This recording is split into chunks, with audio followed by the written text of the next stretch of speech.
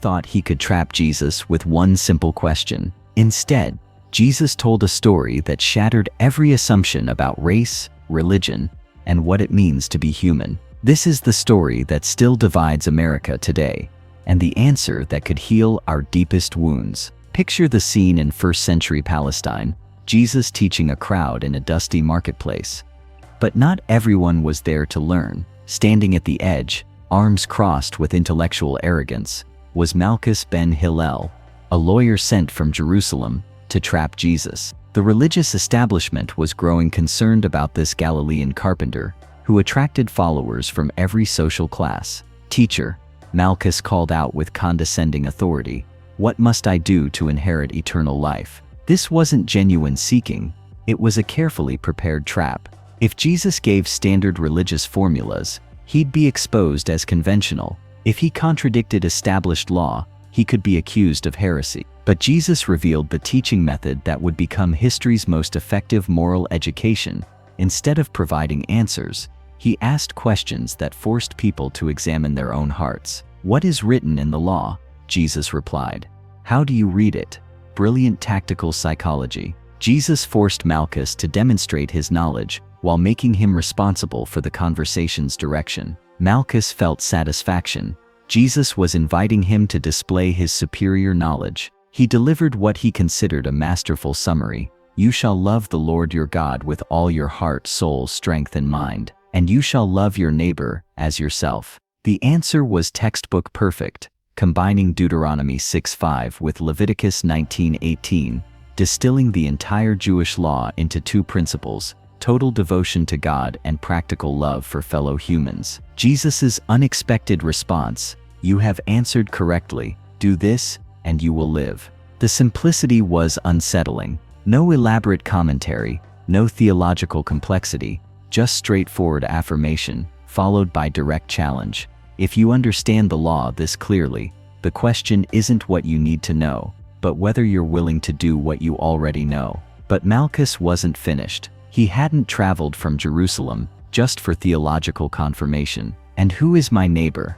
Malchus asked, believing he'd posed an unanswerable question. The question seemed innocent, but carried enormous implications. Jewish law commanded love for neighbors, but who qualified? Fellow Jews only, God-fearing Gentiles, Samaritans with corrupted religious practices, Romans who occupied their land, social outcasts. Malchus was asking Jesus to define the boundaries of human obligation, to specify where love ends and indifference becomes acceptable. What happened next would redefine neighbor for 2,000 years. A man was going down from Jerusalem to Jericho, Jesus began, immediately capturing attention because everyone knew this treacherous route intimately. The road was one of Palestine's most traveled yet dangerous paths, descending 3,300 feet through rocky wilderness. Locals called it the Way of Blood because of frequent robberies and murders, and he fell among robbers, who stripped him and beat him, and departed, leaving him half dead.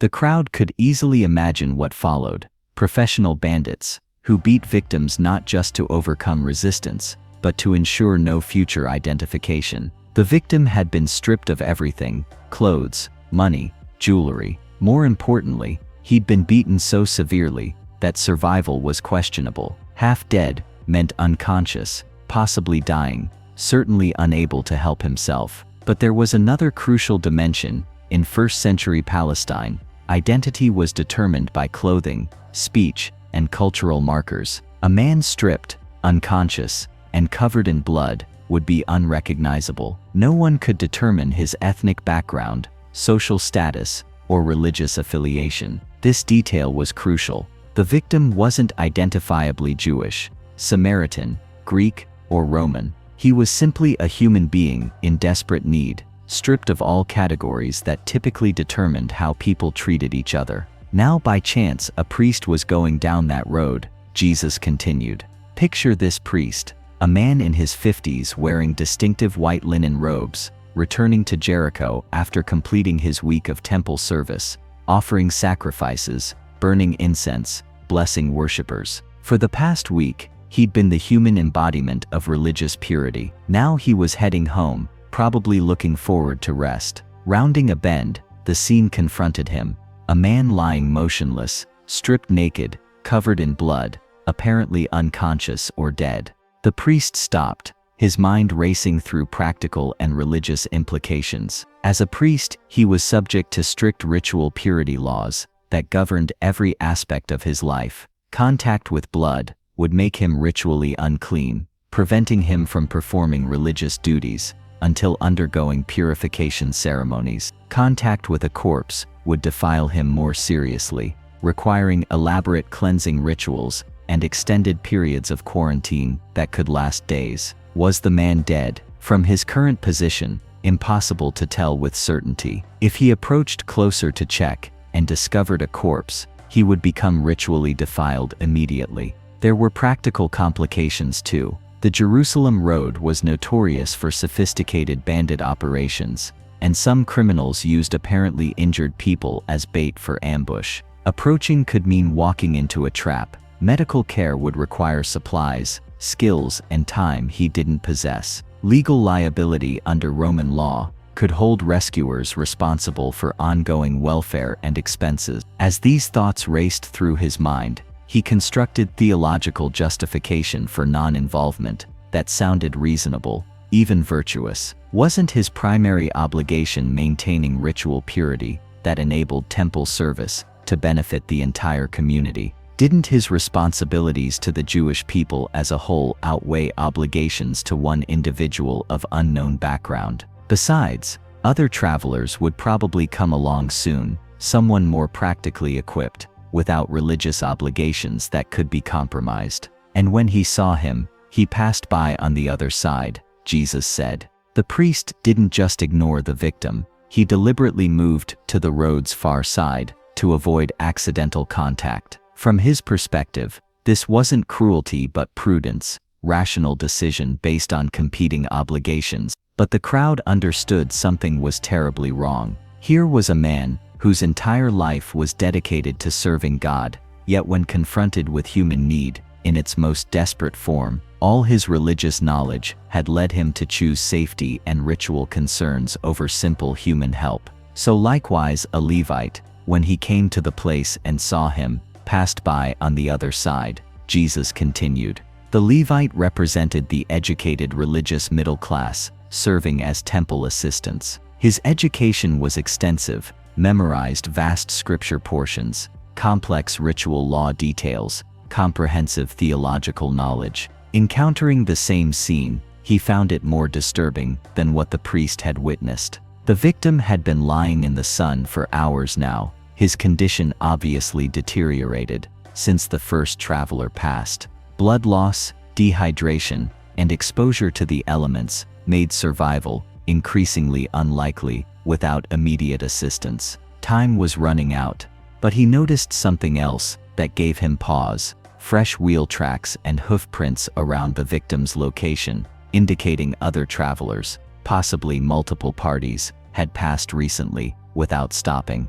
This wasn't the first rescue opportunity, it was the latest in a series of people choosing non-involvement. If others, possibly including the priest, whose distinctive sandal prints were visible in the dust, had already decided not to help, didn't that suggest there were good reasons for non-involvement? Didn't this pattern of avoidance indicate the wise course was continuing past, rather than risking whatever dangers had deterred previous travelers? The Levite's religious training taught him to respect spiritual authorities' decisions and defer to those with superior religious knowledge. If a priest, someone with greater ritual knowledge and closer proximity to God, had examined this situation and determined involvement was inappropriate, shouldn't a Levite defer to that superior judgment? Who was he to second-guess decisions made by his religious superior? Practical considerations weighed heavily too. Getting involved meant dealing with Roman authorities,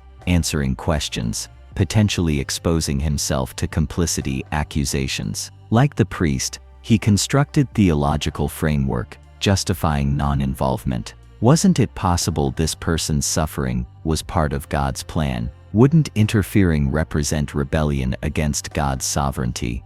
He passed by on the other side, Jesus said. The pattern was becoming clear. Two religious experts, both with extensive knowledge of God's law, both supposedly committed to serving divine purposes, had encountered identical situations and made identical choices. Hook 5, 90. The Samaritan's shocking compassion. But a Samaritan, as he journeyed, came to where he was. Jesus said, introducing a character that immediately sent shockwaves through his audience. To understand this plot twist's impact, you need to grasp the hatred between Jews and Samaritans. This wasn't casual prejudice. It was generations-deep animosity rooted in religious, ethnic, and political conflicts spanning over 400 years. Samaritans were descended from Jews who remained during Babylonian exile, intermarrying with foreigners, and developing religious practices. Orthodox Jews considered corrupted.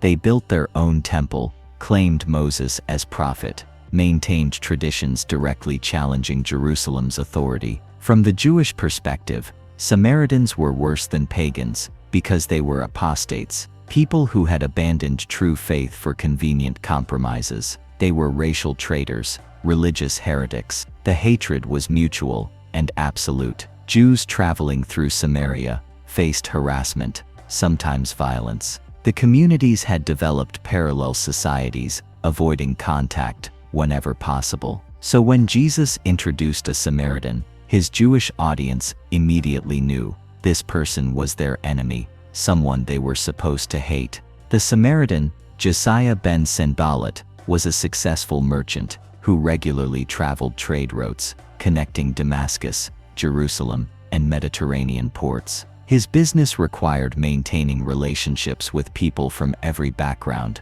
Jews, Greeks, Romans, Phoenicians, and 2 decades of commercial success had taught him to evaluate individuals by their reliability and character rather than their cultural identity or religious affiliation. Josiah had experienced prejudice from all sides throughout his career. Jewish merchants often refused to deal with him fairly, forcing him to work twice as hard to prove his honesty. Yet he'd also encountered Jews who treated him with respect and fairness, judging him by his business practices rather than his Samaritan heritage. These experiences had shaped his worldview. He understood that virtue and vice existed in every community, and that tribal loyalty was a poor predictor of individual character. He traveled with well-equipped caravan, reflecting both commercial success and awareness of road dangers. 2 servants accompanied him, with pack animals carrying trade goods,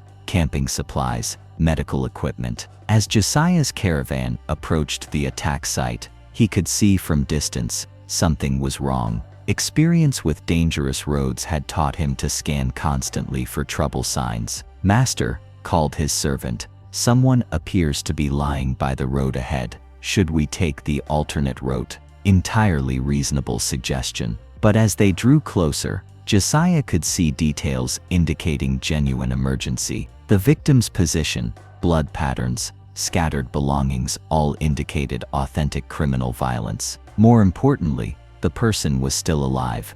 Barely alive, but breathing shallowly and occasionally moving. "Stop the caravan," Josiah commanded, dismounting with quick decisiveness. "Bring medical supplies and prepare water for cleaning wounds." His servants exchanged meaningful glances, understanding the implications. The unconscious man was almost certainly Jewish. Helping him meant crossing cultural boundaries both communities considered nearly absolute. "Master," his servant said carefully, "are you certain this is wise?" Josiah knelt beside the victim, experienced eyes assessing injury severity. "He's Jewish," observed his younger servant, stating the obvious. "He's human," Josiah replied simply, beginning wound cleaning and injury assessment. The response revealed everything about Josiah's character. Unlike the priest and Levite, who calculated religious obligations and social implications, he was responding to human need with immediate compassion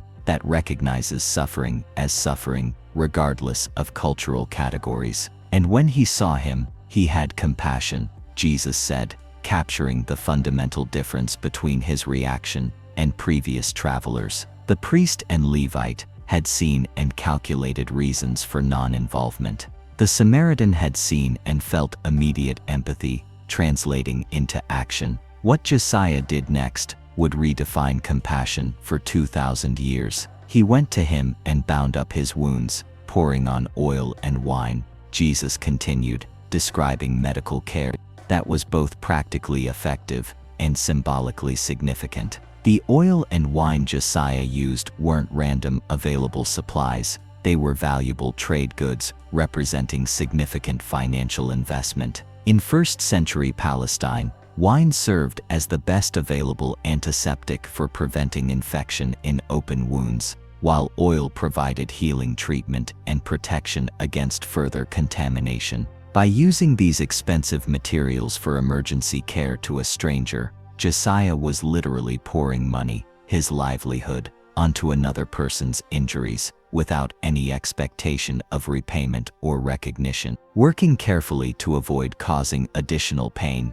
Josiah and his servants cleaned dried blood from wounds, assessed for internal injuries that might require more specialized care, and provided thorough medical attention that modern emergency room physicians would recognize as competent trauma care. They worked efficiently, but gently, treating this unconscious Jewish stranger with the same careful attention they would give to Josiah's own family members. Then he set him on his own animal, Jesus said, describing a decision revealing the depth of Josiah's commitment. By giving up his mount to transport an unconscious Jewish man, Josiah accepted personal discomfort, reduced travel speed, increased vulnerability to attacks, and potential damage to valuable property, and brought him to an inn and took care of him, Jesus continued. The inn was probably in Jericho, representing several hours of slow travel, with seriously injured person requiring constant monitoring. Bringing a Jewish victim to public inn created social complications. Innkeepers would naturally assume the Samaritan was somehow responsible. Josiah didn't just deliver the victim and depart. He stayed to supervise medical care, monitor condition, coordinate ongoing treatment, ensure everything possible was promoting recovery. This was hands-on personal commitment, treating a stranger's welfare like family emergency. And the next day he took out 2 denarii and gave them to the innkeeper.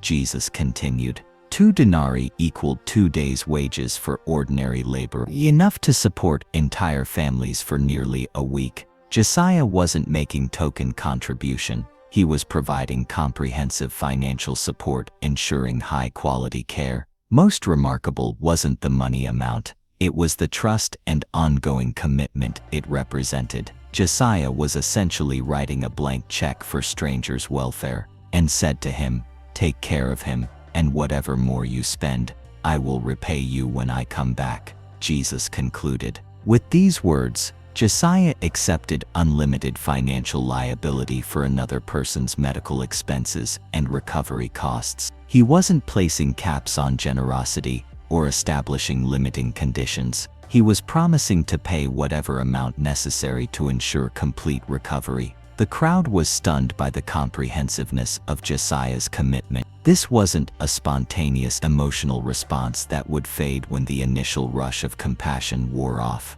This wasn't calculated charity designed to purchase social recognition or fulfill minimal religious obligation. This was sacrificial love that had counted the full cost and chosen to pay anyway, accepting unlimited responsibility without knowing the final price tag or when the obligation might end. Most shocking of all, this extraordinary demonstration of practical sacrificial love was coming from someone who was supposed to be the victim's natural enemy. The Samaritan, whom their entire culture had taught them to hate, despise, and avoid, had proven himself more genuinely compassionate, more truly obedient to God's law, more authentically righteous than the priest and Levite, whom their culture had taught them to respect and emulate as moral exemplars. The religious authorities who passed by had possessed all the right credentials, all the theological knowledge, all the cultural advantages, yet they had failed the most basic test of human decency.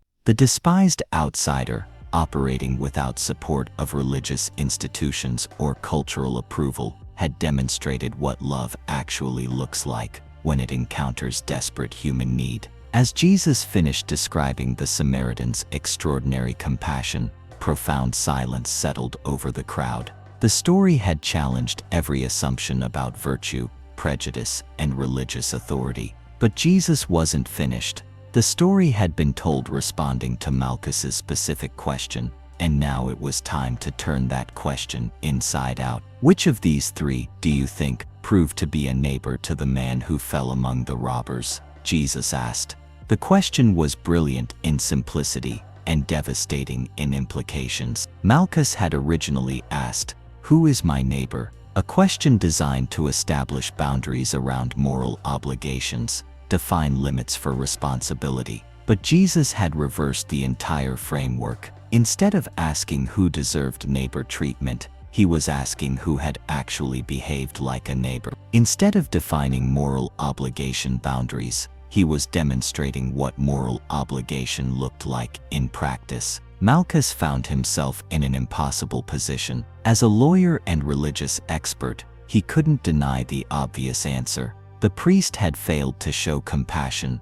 The Levite had failed. Only the Samaritan had demonstrated practical love that Jewish law commanded. But acknowledging this truth meant admitting his entire worldview was based on false assumptions. It meant recognizing that religious education, ethnic identity, and social status were no guarantee of moral character. "The one who showed mercy on him," Malchus replied reluctantly, unable to bring himself to say Samaritan, even when forced to acknowledge the Samaritan's superior compassion. The lawyer's response revealed his prejudice's depth and cultural conditioning's power to persist even facing overwhelming contrary evidence. Jesus' final words to Malchus would echo through history, "Go and do likewise." 4 simple words containing a revolution in human understanding. Jesus wasn't just telling Malchus to help people in need. He was commanding him to transcend every category dividing human beings. He was calling him to show compassion without regard to race, religion, nationality, or social status. The implications extended far beyond one lawyer's personal transformation. Jesus' story had redefined the fundamental question shaping all human relationships. Instead of asking, "Who deserves my compassion?" people should ask, "How can I show compassion to everyone I encounter?" The crowd had gathered to witness theological debate and was departing with completely new understanding of what it meant to be human. They'd heard a story challenging their prejudices, exposing their religious hypocrisies, and demonstrating what practical love looked like. 21 centuries later, this story continues shattering assumptions about virtue, prejudice, and moral obligation with undiminished power. The Good Samaritan parable has become the most universally recognized compassion story in human literature, inspiring laws, institutions, and social movements that have fundamentally changed how civilizations treat vulnerable people. Modern Good Samaritan laws exist worldwide, protecting people who assist others during emergencies from legal liability. These statutes recognize Jesus' principle: society benefits when people are encouraged to help strangers in crisis. The story's power stems from its honest portrayal of how religious knowledge, cultural identity, and social status can actually become barriers to compassionate behavior rather than guarantees of virtue. The priest and Levite weren't evil people. They were respectable religious leaders whose good intentions were overwhelmed by practical concerns, legal technicalities, and cultural prejudices that made it easier to ignore suffering than to address it directly. This dynamic plays out with depressing regularity in modern societies, where people considering themselves morally superior often demonstrate less practical compassion than individuals they've been taught to despise. Research studies consistently show that actual helping behavior correlates weakly with religious affiliation, political ideology, or social status, but strongly with personal experience of vulnerability and training in empathy skills. Dr. Patricia Williams, director of the International Institute for Conflict Resolution, has spent 3 decades studying How the Good Samaritan story functions in contemporary peace-building efforts across divided societies.